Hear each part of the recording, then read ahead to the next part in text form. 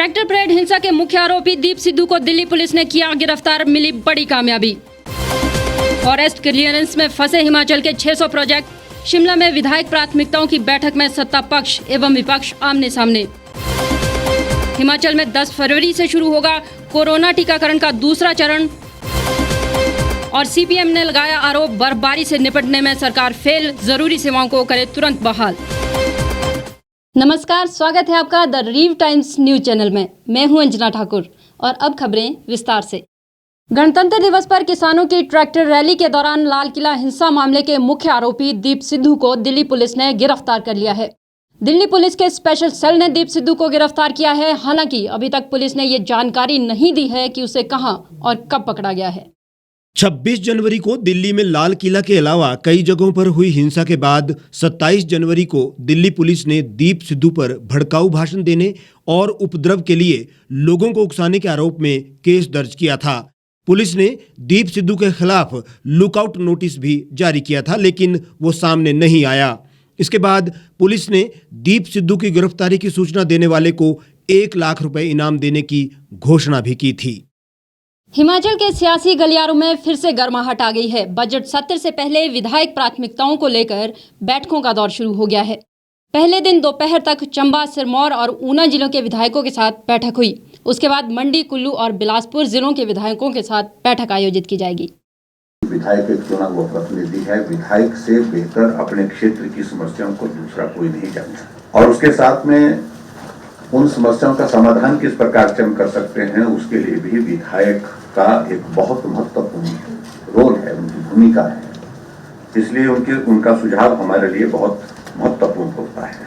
मेरा सभी माननीय विधायकों से भी इस बात के लिए आग्रह है कि अपने क्षेत्र से संबंधित तो आप अपनी बात कहेंगे, स्वाभाविक रूप से विधायक प्राथमिकताओं के संदर्भ में अपनी बात आप कहेंगे। उससे हट करके भी खासतौर से कोविड-19 के इस दौर में जो पिछला 1 साल हमारा बीता है, जिसमें बहुत बड़ी चुनौती हमारे सामने थी और स्वाभाविक रूप से आर्थिक दृष्टि से भी उसका एक असर हुआ है, क्योंकि पूरा 1 साल का एक बहुत बड़ा हिस्सा जो है वो जो उसमें कामकाज की दृष्टि से भी और सारे कारोबार पर उसका असर हुआ है। हमारी सारी टूरिज्म इंडस्ट्री प्रभावित हुई है, हमारी जो इंडस्ट्री सेक्टर जो है वो प्रभावित हुआ है। बहुत सारी चीज़ों को लेकर के मैं कह सकता हूँ कि आर्थिक दृष्टि से हिमाचल प्रदेश में भी उसका एक असर हुआ है। लेकिन फिर भी उसके बावजूद हम ऐसी परिस्थितियों में किस प्रकार से बेहतर कर सकते हैं आने वाले साल में। पिछले साल के विकास कार्य जो प्रभावित हुए, बाधित हुए थे, उनको हम तेज गति से हम कैसे पूरा कर सकते हैं, इसके लिए हम सरकार के ओर से हम प्रयत्न कर रहे हैं। सभी अधिकारियों के साथ भी हमने इस बात के लिए तय किया है कि अब काम जो है वो तेज गति से हम सारे प्रोजेक्ट्स का करें, जितने भी हमारे प्रोजेक्ट पिछले कोविड के कारण प्रभावित हुए हैं। और उसके साथ साथ में मैं सभी माननीय विधायकों से इस बात के लिए जरूर कहूँगा कि हमको आप भी सुझाव दें। बैठक में निकलने के बाद विपक्ष के नेता सरकार पर खूब बरसे। इस पर विपक्ष के नेता मुकेश अग्निहोत्री ने बताया कि सरकार विधायक प्राथमिकताओं की बैठकों में महज खानापूर्ति कर रही है। विधायक प्राथमिकता की मीटिंगें शुरू हुई हैं, लेकिन हमारा ये मानना है कि विपक्ष के लिए ये बैठकें बिल्कुल औपचारिक हो गई हैं, रस्मी हो गई हैं और इनका कोई रिज़ल्ट ओरिएंटेड नहीं है ये। और ख़ास तौर पे हमने आज यहाँ पे मसला एमएलए के इंस्टीट्यूशन का भी मसला उठाया है। विधायक का इंस्टीट्यूशन एक बहुत इम्पॉर्टेंट इंस्टीट्यूशन है और उसकी गरिमा जो है निरंतर गिराई जा रही है लगातार सरकारी तौर पे। और आज भी काफ़ी इस पे बात हुई है और मुख्यमंत्री जी ने टाइम एंड अगेन ये कहा है कि वो जो है एमएलए के इंस्टीट्यूशन को जो है मजबूत करना चाहते हैं, एमएलएस की गरिमा को मेंटेन करना चाहते हैं, उनके कही हुई बात को ऑफिस अधिकारी माने, कर्मचारी माने। लेकिन वो साथ में ये भी कह रहे थे ये कोई उचित स्थान नहीं है जहाँ पे ये मसला उठाया जाए। लेकिन अगर एमएलए प्रायोरिटी जहाँ पे विधायकों का ही बात हो रही है, अगर ये उचित मंच नहीं है तो कौन सी जगह उचित मंच है कि आप जो हैं लगातार हम 3 एमएलएस तो यहाँ खड़े हैं जो अभी मीटिंग से आए हैं।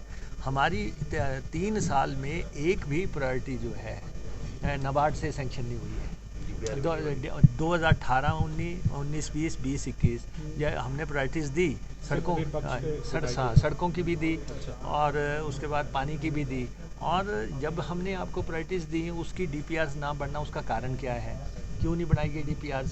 क्या उन अफसरों को जवाब तलब किया जाएगा या जिन्होंने हमारी DPRs नहीं बनाई? हमारी जब DPRs नहीं बनी उनको फिर आप नाबार्ड को फंडिंग करने का तो सवाल ही नहीं रहा।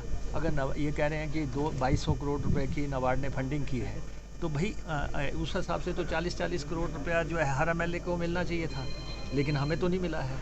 और उसके बाद ये जो है संतुलित विकास नहीं है। विपक्ष के विधायकों की प्राथमिकताओं को कभी पूरा किया ही नहीं जाता है। जब मुख्यमंत्री से इसके बारे में पूछा तो मुख्यमंत्री कहते हैं कि आपकी सरकार में भी ऐसा ही होता था।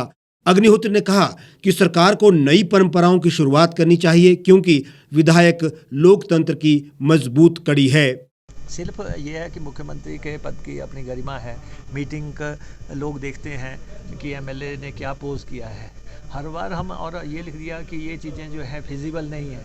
बचाव में कह रहे थे कि जी हमारे टाइम में जब आप सरकार में थे हमारे साथ भी ऐसा ही होता, तो हमने कहा कहीं तो शुरुआत होगी, रवायत कहीं से तो डाली। अगर आपको लगता है कि उस समय होता था, क्या आप आज भी उसी पे चलेंगे? विधायक निधि MLAs की बंद कर दी, ठीक है, विधायक निधि ऐसा समय था उस समय कर दी गई, लेकिन आपने सरकार में और स्तर पे तो कोई कट नहीं लगाया, कोई फिजूल खर्ची में कट नहीं लगाया, कोई गाड़ियाँ खरीदने पे कट नहीं लगाया। हमने कहा उसको आप बहाल करो। ऐसे ही जो है आपने ऐच्छिक निधि की बात है, हमने कहा MLAs की ऐच्छिक निधि आप बढ़ाओ। इन मीटिंगों से पहले जो है अनिवार्य किया जाना चाहिए कि अफसर आके जो MLA से मिले, क्या क्या कॉन्स्टिट्यूंसी में ज़रूरी है। तो इसलिए मसले थे। हम ये मानते हैं MLA का इंस्टीट्यूशन बहुत गरिमापूर्ण है। पीछे मुख्यमंत्री जी ने कहा था कि जिनकी पार्टिकाएँ टूट गई हैं उनको बहाल किया जाएगा MLAs की। किसने कहा ऑपोजिशन के MLAs की? तो किसी ने पार्टिकाएँ बहाल नहीं की। तो इसलिए जो है 2 सेट ऑफ रूल नहीं चल सकते। मुख्यमंत्री जयराम ठाकुर ने बताया कि हिमाचल में विधायकों की प्राथमिकताओं को पूरी तरहीज दी जाती है। आज विधायक दल की बैठक हुई। आज चंबा, ऊना, सिरमौर जिला की बैठक आज हुई है। सभी माननीय विधायकों ने अपने अपने क्षेत्र की समस्याओं का भी जिक्र किया, अपने क्षेत्र की प्राथमिकताओं का भी जिक्र किया है और उसके साथ साथ में प्रशासन को भी हमने कहा कि विधायकों की समस्याओं का समाधान होना चाहिए, क्योंकि समस्या उनकी निजी नहीं होती है, वो क्षेत्र की एक मांग होती है। महत्वपूर्ण भूमिका विधायकों की रहती है। विधायकों की प्राथमिकताओं का समाधान जो है उसमें बड़े स्केल पर हुआ है। बजट प्रोविजंस भी पहले की तुलना में बहुत ज़्यादा हुई है। नाबार्ड के अंतर्गत भी स्वीकृतियाँ प्रोजेक्ट्स की जो है वो सैंक्शन कंपैरेटिवली बहुत ज़्यादा हुई है और हम इस क्रम को आने वाले समय में भी जारी रखेंगे। सभी क्षेत्रों का विकास हो, संतुलित विकास हो और मैं समझता हूँ कि 3 साल के कार्यकाल में हमने बहुत ईमानदारी से प्रयत्न किया है कि हर क्षेत्र का विकास हो, हर क्षेत्र की समस्याओं का समाधान हो। मुख्यमंत्री ने माना कि फॉरेस्ट क्लियरेंस की वजह से हिमाचल के 600 प्रोजेक्ट लटके पड़े हैं। यदि यही हालत रहे तो सर्वोच्च न्यायालय का दरवाजा ना खटखटाना पड़े। 15वें वित्त आयोग से हिमाचल के फंड्स में कोई कमी नहीं आएगी। हाँ, योजनाओं के नामों में फेरबदल हो सकता है। DPRs की डिले की सबसे बड़ी वजह फॉरेस्ट क्लियरेंस है और इसमें आप सब लोगों को ये जानकारी है कि हिमाचल एक प्रदेश ऐसा है जिस प्रदेश के लिए ये और भी बड़ा संकट हो गया कि यहाँ किसी आदमी ने जाकर के सुप्रीम कोर्ट में फॉरेस्ट क्लियरेंस के मामलों को लेकर के जो है वो जिस प्रकार से अपनी बात कही और उसके कारण फॉरेस्ट क्लियरेंस के सारे मामलों की क्लियरेंसेस हमको सुप्रीम कोर्ट की अनुमति के बाद मिलती हैं। इसके कारण हमारा सबसे बड़ा डिले हो रहा है और आज भी वो मामला सुप्रीम कोर्ट में लगा है। मैंने आदरणीय प्रधानमंत्री जी के सामने इस सारे विषय को रखा है और आदरणीय गृह मंत्री जी के प्रधानमंत्री जी ने गृह मंत्री जी को कहा। गृह मंत्री जी ने जो है हमारे सॉलिसिटर जनरल के साथ बातचीत की है। सुप्रीम कोर्ट में पिछले हफ्ते भी पेशी लगी हुई थी, इस हियरिंग लगी थी, आज भी है और मैं उम्मीद करता हूं कि जितने भी प्रोजेक्ट्स हमारे वहां पर लंबित पड़े हैं, लगभग 600 प्रोजेक्ट 600 प्रोजेक्ट्स हिमाचल प्रदेश के फॉरेस्ट क्लियरेंस का इंतजार कर रहे हैं सुप्रीम कोर्ट की। तो आज मैं उम्मीद कर रहा हूं कि वो प्रोजेक्ट की क्लियरेंसेस होंगी और उसके बाद हम आगे भी उम्मीद करेंगे, हम कोशिश करेंगे, हम पक्ष रख रहे हैं अपना कि हिमाचल प्रदेश के फॉरेस्ट क्लियरेंसेस के लिए ये सुप्रीम कोर्ट में आने की आवश्यकता ना पड़े, जैसे दूसरे प्रदेशों में इस व्यवस्था को प्रदेश के स्तर पर और जो रीजनल लेवल पर जो फॉरेस्ट क्लियरेंसेस के जो हमारे ऑफिसेज होते हैं वहाँ से करके इसको पूरा किया जाए। और अब बात स्वास्थ्य की। हिमाचल में 10 फरवरी से कोरोना टीकाकरण का दूसरा चरण शुरू होगा। इसमें पुलिस, होमगार्ड, राजस्व अधिकारियों, कर्मचारियों को टीका लगाया जाएगा। जिन स्वास्थ्य कर्मियों को पहले चरण में वैक्सीन लगा दी गई है, उन्हें दूसरा टीका 14 फरवरी को लगाया जाएगा। 12 फरवरी को एक दिन छूटे कर्मियों को वैक्सीन लगाई जाएगी। दूसरे चरण का टीकाकरण खत्म होते ही तीसरा चरण शुरू हो जाएगा। इसमें 50 साल से ऊपर के बुजुर्गों का टीकाकरण होगा। स्वास्थ्य विभाग दूसरे चरण की तैयारियों में जुटा हुआ है। दूसरे चरण में पुलिस कर्मियों, राजस्व अधिकारियों, कर्मचारियों को ये वैक्सीन दी जानी है। कोविड काल के दौरान इन्होंने कानून व्यवस्था को बनाए रखने में भूमिका निभाई है। स्वास्थ्य विभाग की माने तो प्रदेश में दूसरा चरण शुरू किया जा रहा है। अब तक 85% स्वास्थ्य कर्मियों को वैक्सीन लगाई जा चुकी है। 2 दिन में यह आंकड़ा 100% हो जाएगा। दूसरा चरण 10 फरवरी से शुरू होगा। सीपीएम की जिला कमेटी ने सरकार द्वारा बर्फबारी से निपटने के लिए किए गए आधे अधूरे इंतजामों की कड़ी निंदा की है और प्रदेश सरकार से मांग की है कि बिजली, पानी, सड़क व अन्य मूलभूत सुविधाओं को तुरंत दुरुस्त कर जनता को इस बर्फबारी के कारण हो रही परेशानी से राहत प्रदान करें। सीपीएम के जिला सचिव संजय चौहान ने कहा कि मूलभूत सेवाओं को सुचारू करने की जिम्मेवारी सरकार की बनती है, लेकिन सरकार अपनी इस जिम्मेदारी से पीछे हट रही है। भारत की कम्युनिस्ट पार्टी मार्क्सवादी की जिला कमेटी शिमला, ये जो हाल ही में बर्फबारी हुई है, इसको लेकर जो सरकार के इंतजाम रहे हैं उसमें सरकार जो है पूरी तरह विफल रही है। पार्टी इसकी जो है कड़ी निंदा करती है जो सरकार का रवैया रहा है। आरोप लगाते हुए उन्होंने कहा कि शिमला को जोड़ने वाली अधिकांश सड़कें या तो बंद पड़ी है या इनमें फिसलन है। ग्रामीण सड़कों के साथ साथ शिमला से रामपुर वाया नारकंडा और शिमला से रोहडू मार्ग फिसलन के कारण सुचारू रूप से बहाल नहीं हो पाया है, जिसके कारण अभी भी इनमें गाड़ियों का चलना मुश्किल है और दुर्घटना का खतरा बना हुआ है। कोटखाई के पास भी रोहडू से आने वाली एक निजी बस फिसलन के कारण दुर्घटनाग्रस्त होने से बाल बाल बची। अधिकांश ग्रामीण क्षेत्रों में बस रूट भी बंद है। सड़क परिवहन सुचारू न होने के कारण आज मरीजों को अस्पताल ले जाने, विद्यार्थियों को कॉलेज जाने और आम जनता को अपने गंतव्य पर पहुंचने की बेहद मुश्किलें हो रही है। सड़कें जो आज पैदल चलने के मार्ग हैं वो भी अभी तक जो है सुचारू नहीं रहे हैं और उसमें फिसलन है। और इसके साथ अगर हम देखें जो आज जिला के अंदर जो सड़कें हैं वो भी अधिकांश सड़कें जो है या तो उसमें फिसलन है या बंद पड़ी हुई है। और जो मुख्य मार्ग जो शिमला को जोड़ते हैं, जिसमें मुख्यतः जो शिमला रामपुर रोड है वाया नारकंडा है, इसके अलावा जो शिमला रोडू रोड है जो रोडू को जो है वो जोड़ता है, आज भी ये रोड जो है वो सुचारू रूप से चल नहीं रही और इसमें फिसलन है। जिस प्रकार से आज सुबह हमने देखा है कि कोटखाई के पास एक निजी बस जो है वो दुर्घटनाग्रस्त हुई और बाल बाल बची है वो सड़क से बाहर जाने में। और इसमें जो है यदि ये बस जो है सड़क से बाहर चली जाती तो एक बड़ी दुर्घटना जो है इससे हो जाती।